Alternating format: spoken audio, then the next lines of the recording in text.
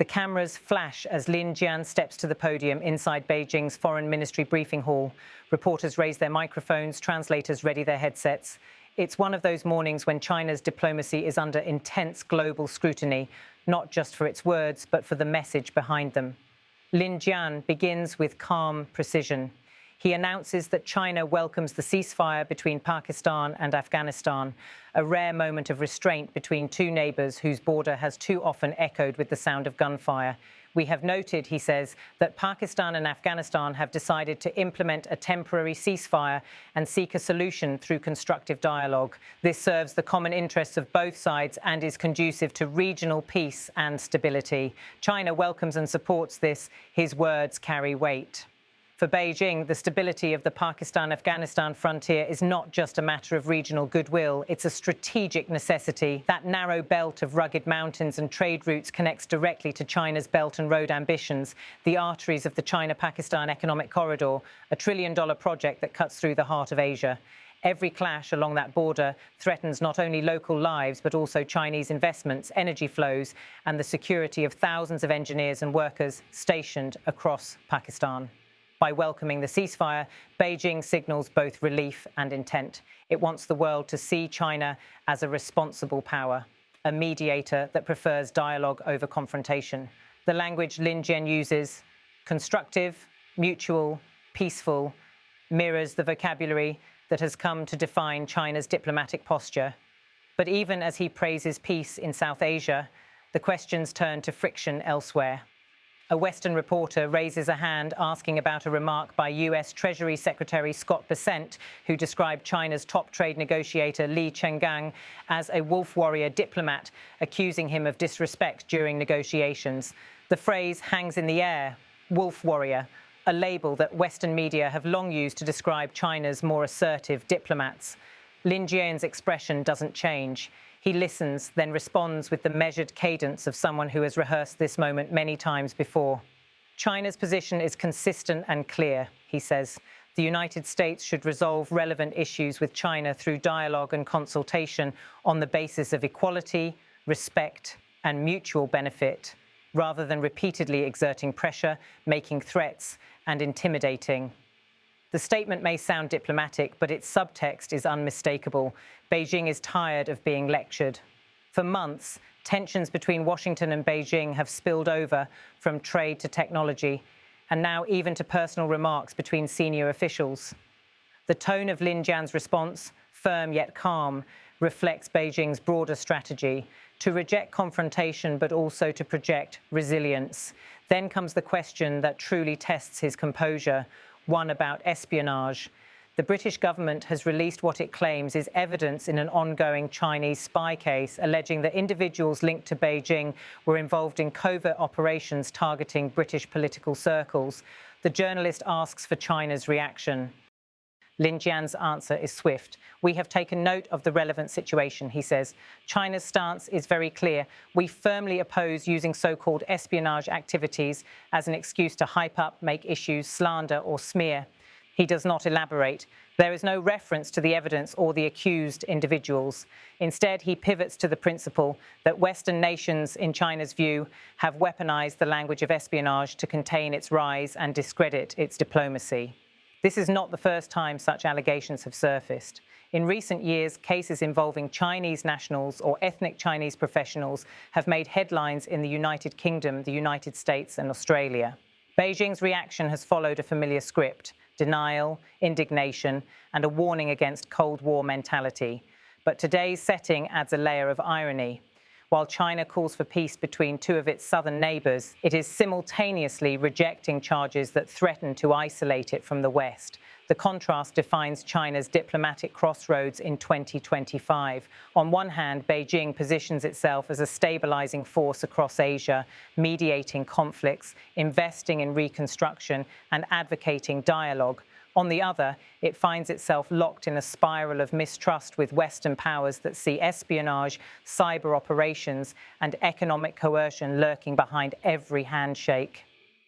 Inside the press room, Lin Jian moves seamlessly between questions, from South Asia to Europe, from trade disputes to security tensions. Each answer is delivered in Mandarin, crisp and deliberate, and each translated into English, French, and Russian for global broadcast. Cameras pan across the room. Reporters type furiously. The Chinese flag ripples behind him. The mention of the Pakistan-Afghanistan ceasefire continues to draw attention. In Islamabad and Kabul, analysts welcome Beijing's statement as an endorsement of peace.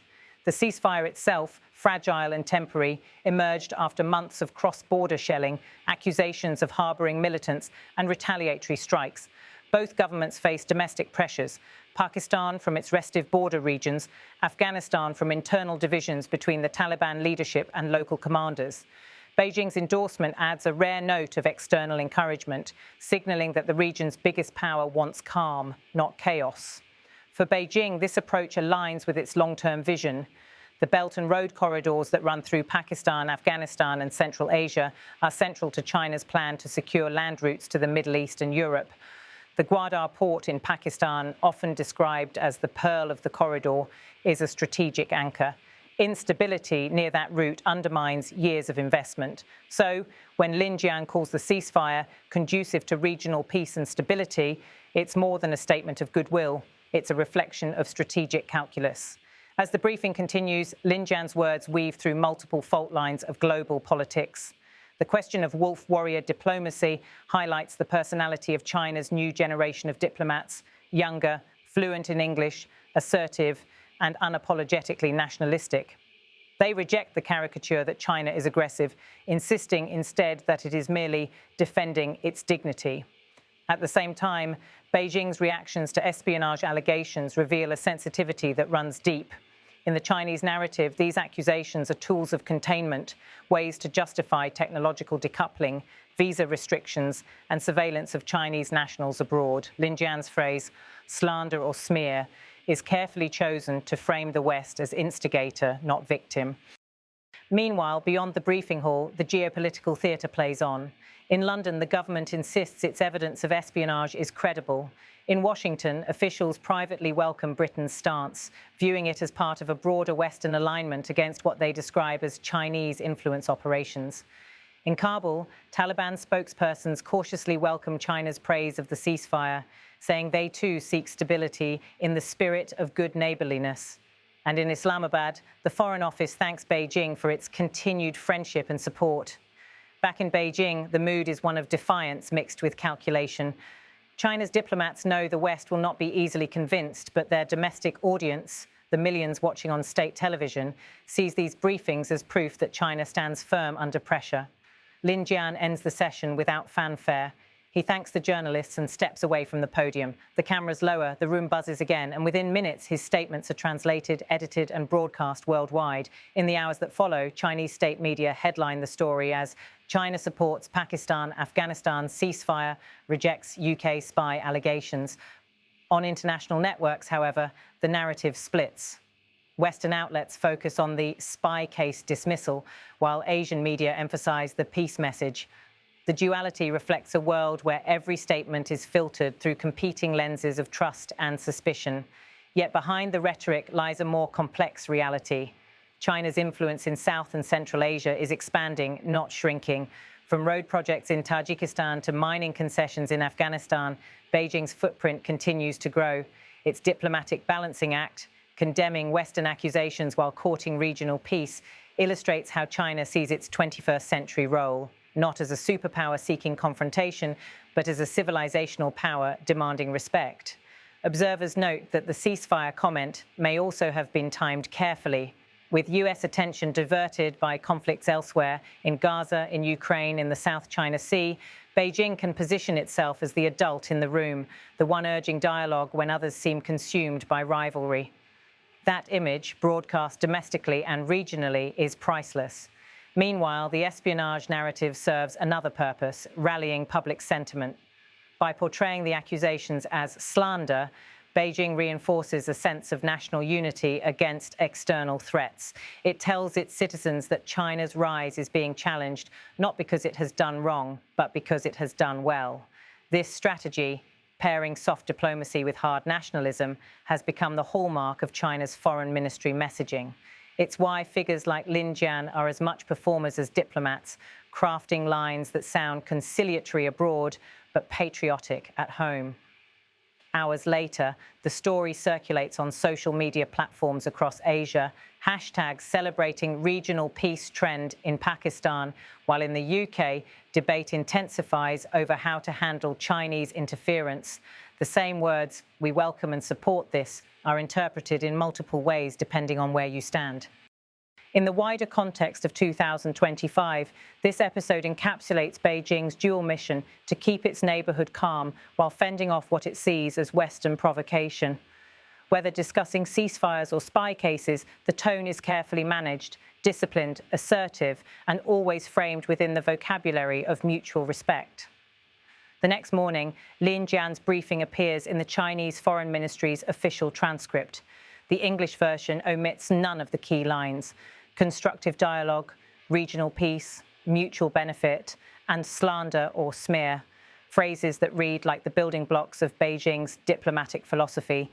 Each is designed to communicate firmness without aggression, dignity without defiance. Across diplomatic circles, analysts note how China's messaging increasingly reflects its global ambition. The country now sees itself not merely as a participant in international affairs, but as an architect of global norms. Supporting a Pakistan-Afghanistan ceasefire may seem minor, but symbolically, it reinforces China's claim to be a peace broker, especially as Western interventions lose credibility after decades of conflict.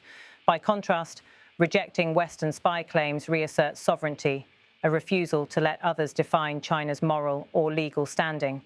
Together, these themes form a single narrative: China as both victim and peacemaker, criticized abroad but indispensable to stability at home. As dusk falls over Beijing, the city's skyline glows, the ancient walls of Zhongnanhai silhouetted against neon towers.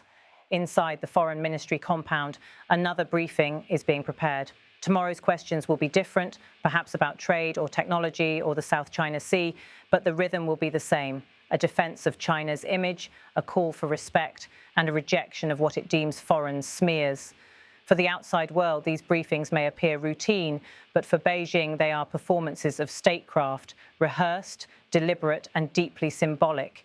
Each phrase reflects years of policy evolution, from quiet diplomacy to a more assertive, media-savvy style that seeks not just to respond to criticism, but to redefine it. Lin Jian's closing words echo long after the microphones go silent. In a world of fractured alliances and competing narratives, Beijing wants to be seen as steady, unshaken, and indispensable. Whether discussing ceasefires in South Asia or spy cases in Europe, the message remains constant. China will not be drawn into confrontation, but it will not remain silent either. That balance, both of defiance and diplomacy, of calm and conviction, is what defines China's foreign ministry podium today. And as global tensions persist, it is likely to remain the stage from which Beijing narrates its vision of order, respect, and what it calls shared destiny.